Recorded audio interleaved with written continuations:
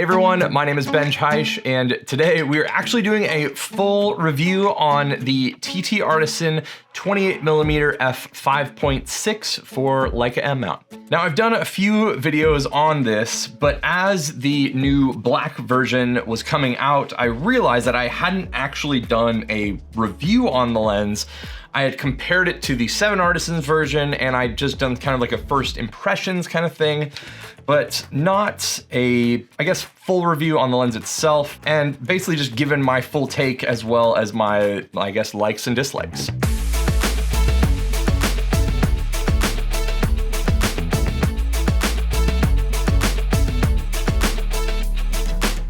So these lenses were sent over, and I'm not gonna claim that this is an unbiased review, because every review, no matter if you bought something or you didn't buy something or whatever, you're gonna be biased by your previous experiences and preferences.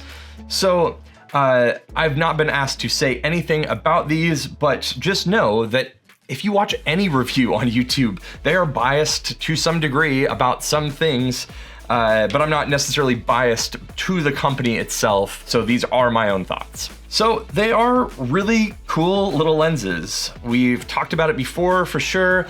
The lens hood is significantly bigger than the lens itself. So if you were looking for something that is just super, super compact, it is a fantastic little lens in that way.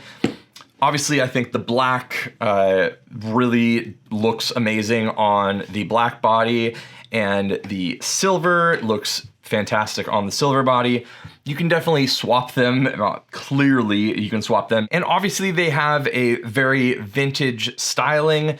They aren't a copy in terms of optics, but they're definitely a copy in terms of the aesthetic and the look to the Leica Summation. So if you're looking for a Summation copy, in terms of look, yes, this is a Summation copy. But in terms of, I guess, performance and just actual optics, definitely not a copy. So feel free to comment on that however you want to. Now, they're both brass and very, very, well made. The hood for the silver version that I've had for a few months now has definitely chipped a couple times. I've dropped the hood itself, and it has, it hasn't chipped in terms of the actual lens, but the paint has started to chip off, which is brass underneath as well. So it was kind of a cool thing to see that where the paint was kind of flicking off and flaking off, I guess, you started to get a little bit of brass underneath that. The paint is starting to come off here as well, which again, not an issue. Because the cool thing about the black version is that the lens is painted, but in their marketing and everything, they show that it's brass, and I guess kind of the point is that as you use it, it'll start to wear off and become kind of like that classic Leica black brass combo. Now the black model also, again, isn't like black paint in the traditional like Leica MP or those types of like kind of like more semi-gloss kind of paints. It's definitely not tacky at all. It's definitely more matte. And if you look at it with the camera on the Leica M10 at least, it is pretty similar in terms of, paint and the amount of matte kind of finish. The silver is as well. And I will say the only defect that I'm kind of seeing is that it almost looks like there's like a film or something over the silver model, where it's almost as if, I don't know, it like almost looks like the stuff is smeared, but it's not. It's kind of just an interesting coating probably that's on the silver version on the body of it itself. Now, someone in the comments of one of my videos regarding this was asking specifically about the internals of the lens and comparing that to the black version, because there has been a decent amount of flare out of these. On the silver version, it's silver around, it just kind of matches the mount here.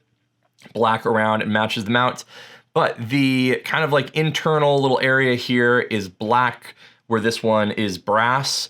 And it looks as if this one is painted sort of in the same way. So I can see kind of in the internals a little bit that some of it and some of the brassing is kind of coming off in there a little bit. But in terms of reflections, if I kind of look through the black version, I don't see anything that would warrant really any issues here. It's definitely not a super matte finish necessarily, but it's all black on the internals, where the internals of the lens grouping here is black, but some of the other elements around there are not. So you might be getting some bounce light off the sensor that may hit some of this stuff, I guess, and bounce back in. But I'm definitely, I guess, not an expert on that kind of stuff. If anybody was curious, that's kind of what's going on there. And just because we have them here, I might as well just plop them on to the opposite corresponding color body, just so you can see what they look like there. So as I have sort of documented in other videos as well, contrast isn't exactly the strong point of this lens. Sharpness does seem to be great in the center. In the corners, not so much, even at f5.6. The performance kind of leans into that vintage aesthetic where you have, sharpness in the center, not so much in the corners.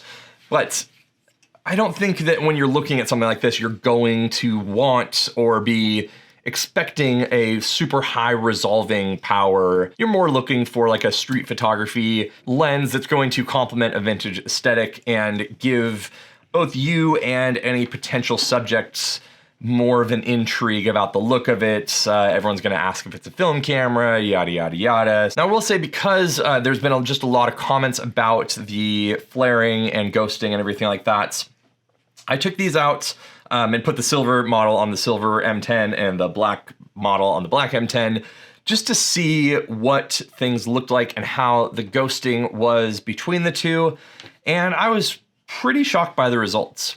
Overall, the black version had a very, very distinct bit of like ghosting and kind of, I don't know, like a white area that kind of went across the frame.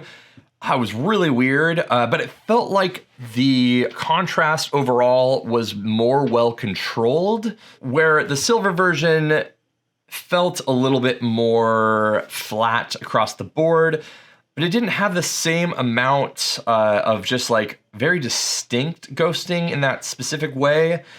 So kind of a weird thing that they performed pretty different. So I'm not sure if they have updated anything optically between the two of them or use different lens designs or coatings or anything like that. But for what it's worth, this was definitely a really early version of the silver model, and this is definitely the earliest version of the black model, at least in terms of how they look out of the box. That's kind of what I was getting.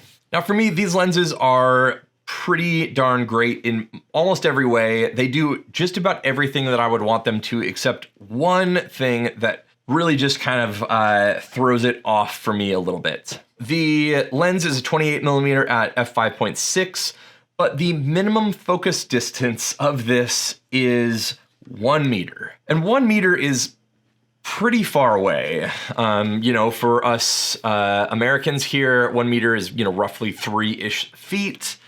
And this is 1 meter away. So, I mean, I'm basically sitting a meter away from the camera, and it's wild how far away that is. But there are those times where I want to be a little bit closer to somebody and kind of be up in their business a little bit, which I also see street photographers do quite a bit. And being able to focus a little bit closer would be great, but it just still feels weird to see through the viewfinder that you are stuck all the way back here, which is just kind of weird. I wish it could go down to 0.7. But c'est la vie. Now, overall, what is my recommendation, and should you buy this? Now, if you have an issue with the fact that it just looks incredibly similar to the Sumeron, if that's something that ethically you don't want to do, then sure, like don't buy this lens and spend, I don't know, the $3,000 or whatever. I've never even looked at what the Sumeron was, and buy the Leica version. But if you're someone like me who understands that it's kind of annoying and I wish they would have done something that was a little bit more unique but also still felt like this, then yeah, I think it's a great buy. It's not an everyday lens for me, But if I did a lot of just kind of like walk around street photography, let's say that I worked somewhere that wasn't my backyard and had a daily walk to work, maybe tossing this on my M6 or something and just carrying it around as a very, very small lens that doesn't get in the way at all, makes your system a lot more compact, lets you focus more on the composition and not being able to rely on depth of field or a tighter focal range. I think it's great. It gives you a lot of the vintage aesthetics as well as even a more vintage look with a lower contrast, all that kind of stuff. And even on film, I definitely really loved all the images I got on my M6. I've run a couple rolls through it and feel like it pairs super, super well. I think for the price points and its usability, if you are a Leica M user, especially just how much Leica stuff is in general, it's definitely a lens that I would pick up, and I just really love having these on my cameras. Now, if you are looking for something that is super small, compact, but has a lot better image performance, definitely check out the Voigtlander 28mm Ultron version 2.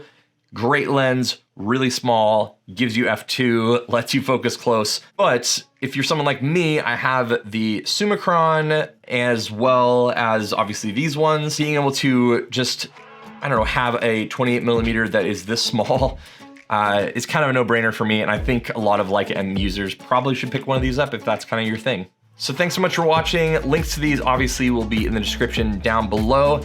If you have any more questions about these, I've shot hundreds of photos with them so far, and feel like I can do a pretty good job at answering most of your questions. So leave those below if you have any.